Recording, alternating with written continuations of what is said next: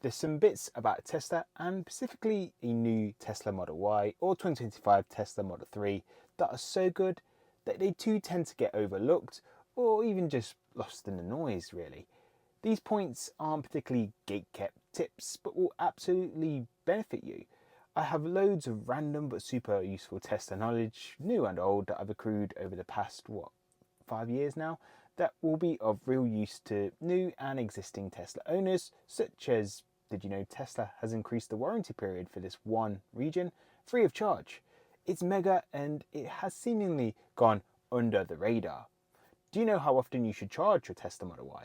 Little and often, or just drive it down as low as possible and give it that once a week special? I'll answer that. Do you know why I hate the miles remaining metric with a passion? There's lots more where that came from, including what to do if you have a completely black screen in your Tesla and what to do in that scenario. So a variety of different tips really. So if this video sounds like an interesting insight, buckle up, hit that like button, hit the subscribe button and finally hit the notification bell. Right, let's cut to the chase and get deep into the reasons. To kickstart with something that went under the radar from over the past year, and it was unexpected but a fairly generous free upgrade actually. That is the fact that Tesla increased the basic warranty terms for EU consumers and it was applied retrospectively to some on occasion, including my own purchase. So when I actually bought my Tesla Model Y rear-wheel drive, the basic vehicle warranty was set at 50,000 miles or 4 years ownership, whichever came first, which is the same as the US at present.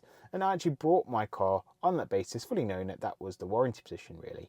But even though I was already driving the car for weeks, my basic warranty was actually increased to 60,000 miles from the 50,000 miles mark. Like Tesla could have kept it at 50,000 miles and upgraded it just for new consumers, and it wouldn't have bothered me. But to lock in another 10,000 miles free of charge, that is a sign of build quality strength that Tesla can make such a gesture free of charge, and even to backdate it is a mega positive direction of things to come for Berlin Model Ys and made in China Model Ys. I'm not sure why US made Model Ys though remain at 50,000, but if you have any ideas, why not let us know in the comments section below. But let's move on. Next up is probably a question we never say out loud. How often should you charge your Tesla Model Y? And to be fair, it's a completely valid question to ask. And if we charge the car like we actually refueled a petrol car, we'd actually be doing it wrong. As even Tesla say that there is no advantage to actually waiting until the battery's level is low before charging. In fact, the battery performs best when charged regularly. My best practice thoughts are that you shouldn't really dip below 20% unless you really need to. And if you have a LFP powered Model Y, make sure you charge it to 100% at least just once a week. If you have a LG or Panasonic battery found predominantly in the Model Y long range all-wheel drive or the long range rear-wheel drive Model Y, then charge to 80 to 90% frequently instead, just using 100% only when truly needed.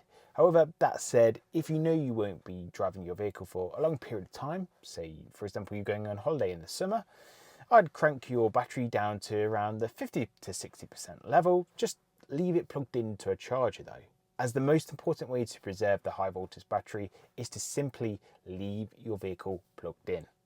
However, if you're then going to be in a position where you actually do need to leave your car unattended for a long period of time with no access to a charger, say you're maybe at airport parking, try not to arrive and leave it at a high state of charge. As tempting as it may be, just make sure that you do turn off your Sentry mode and cabin overheat protection, and you can actually guide yourself to lose 1% state of charge a day, just on a worst case scenario.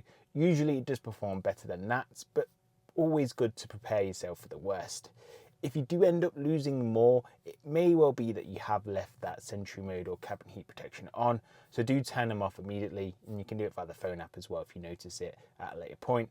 But that's usually the usual suspects on why you're losing more than 1% a day. Next up, if you are a new or soon to be new Tesla owner, please do take note of this quick fix. It will probably get you out of a tricky spot of bother at some point. So if you do get a completely black screen on startup or anything like that, maybe your screen's not responding, or maybe it's frozen, maybe the camera's not loading, or it just continues to buffer, If for some reason you do come across a software bug, your first point of call is not to message the Facebook groups or Tesla forums. Instead, you need to do the Tesla version of turning it on and off again. And to do this, what you need to do is you push both the scroll wheels on the Tesla steering wheel for around 10 seconds. You should know if this works, as the screen will go black and that'll be followed up by a T for Tesla logo, and that will just pop up on the screen just to confirm that there is a start sequence that is effectively just being recommenced. That whole process should only take 30 seconds to a minute tops to action, and if that hasn't fixed it, you can actually try again, but this time put your foot on the brake for a harder system reboot. Noting that sometimes that the LTE internet connection, that does actually take a few minutes longer to actually reconnect after a reboot. Well, it does for me for some bizarre reason. I mean, hopefully this isn't something that you'll have to do often. It isn't for me, but it's super important to know that this is effectively your go-to bug fix solution. Mainly because if the problem persists or it becomes more severe, you don't get Tesla asking you to just turn it on and off again, like you're talking to an IT technician. Moving on to the Tesla phone app. Now this is probably something that, I've not really kept it. It's just simply I've not brought it up in forever.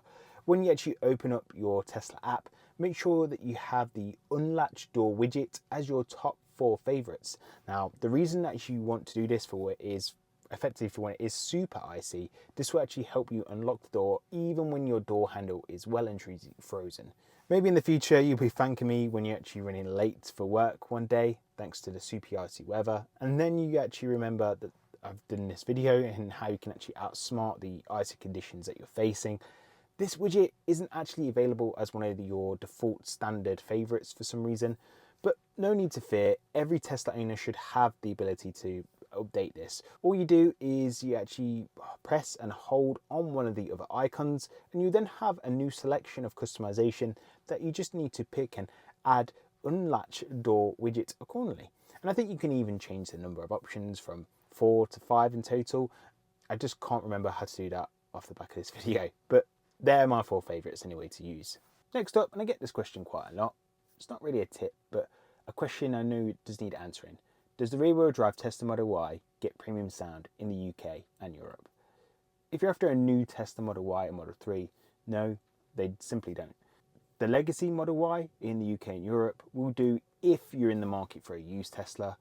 The crazy benefit of buying a new Tesla Model Y in the US is that even the base long-range wheel drive Tesla Model Y, that does have the same premium sound of 15 speakers and a subwoofer as the all-wheel drive variant. The same can't be said in 2025 for cars built for UK and Europe, unless you want to opt for a legacy variant, as I mentioned earlier. Again, don't ask me why the offering is different depending on which continent you're actually buying from. I mean, the base immersive sound is okay, but it isn't quite premium sound, especially if sound quality is going to be a big driving factor for you when you after your next car. And if you are ready to buy a new Tesla and you're in doubt if it's going to come with premium audio or not, I've got you. So the way you find it is go onto the order page of the model that you want, head down to this compare features button, scroll down until you then come across to the applicable section, and hopefully this will then give you the reassurance before you buy that this is the audio position and it hasn't changed since this video. Oh, and if you also want £500 worth of Tesla credits for supercharger mileage or other goodies, I still have a few allocations left on my Tesla referral allocation. Use the link found in the description of the video before my referral allocation is fully utilised. Okay, next up, and I'll be real with you guys. Well, I'm always real with you folks, but what I'm trying to say here is that you will drive your new Tesla more than you anticipate. And I was actually told this before when I actually got my Model 3, and I said, no, it won't. And if it wasn't for the stay-at-home orders, I probably would have racked up more mileage too. In this Model Y, after about 10 weeks of ownership, I was actually knocking up to almost 3,000 miles. And my set finance limit is actually 10,000 miles a year. And if you do the maths, it doesn't look good after a 1 year point, but I'm actually heading into my first year of ownership now. So I actually do know what my annual mileage figure is, and I'll actually share that as part of my upcoming 1 year review video. But truthfully, I can't be the only Tesla driver to have overstepped the mark when it comes to mileage at least. It's such a smooth operation, and thankfully I think my charge per mile is over like 10p or something like that. So it's not too drastic on the wallet if I do actually end up over my agreed limits. Okay, next up, if you want to wash your car in the most Tesla way possible, say hello to Tesla car wash mode. And no, it doesn't actually drive itself to the nearest swell machine. That said, Tesla's car wash mode will prepare your Tesla for a car wash by closing all the windows, locking the charge port and folding the mirrors, disabling the parking sensor chimes if you've got them, and then it sets the climate control to recirculate. And this all just helps prevent water from entering where it shouldn't really. And this will help those that go to a machine operated washing station and those that just do it by hand. Before we conclude matters, I can't finish without discussing this incredibly important tip for new or old Tesla owners. Don't drive with miles remaining metric unless you like to set yourself up for disappointment. The reason why we should be using percentage remaining is simply because miles remaining is always wrong. It means well, but it just falls short as it can't really account or predict for your imminent trip adequately. And personally, I don't even know why Tesla even have this as an option still. If it was up to me, there should be no other option other than percentage remaining. And this is because, well, take your iPhone or iPad. That doesn't tell you how long your screen time is for its own battery remaining metric. No, it does not. It does, however, tell you how much battery power is stored in the battery as a percentage. Because if you're streaming a 4K video or maybe you're playing a blockbuster mobile game, this will be far more power consuming than listening to your Oasis playlist you made on Apple Music. So don't look back in anger if you're pounding the accelerator or driving up a mountain using more power than a typical usage would be, as you're watching your predicted miles remaining rapidly starting to plummet. That'll be your reason why. It just can't predict it properly. Psychologically, this will also be more noticeable going from 250 miles to 0 rather than going from 100% to 0%. And all of this miles remaining behavior, it just sets you up for disappointment. As I've said before, percentage remaining should be the only way. You'll feel much more comfortable driving this way, and you'll worry far less about any range anxiety, which I find miles remaining just unnecessarily feeds that argument. So to conclude, I hope these Tesla Model Y and Tesla Model 3 tips and tricks will help you with your own Tesla EV ownership journey. And if you know of any other tips that are even better than my unlatched door widget, do let me know in the comment section below, as I will and truly want to hear.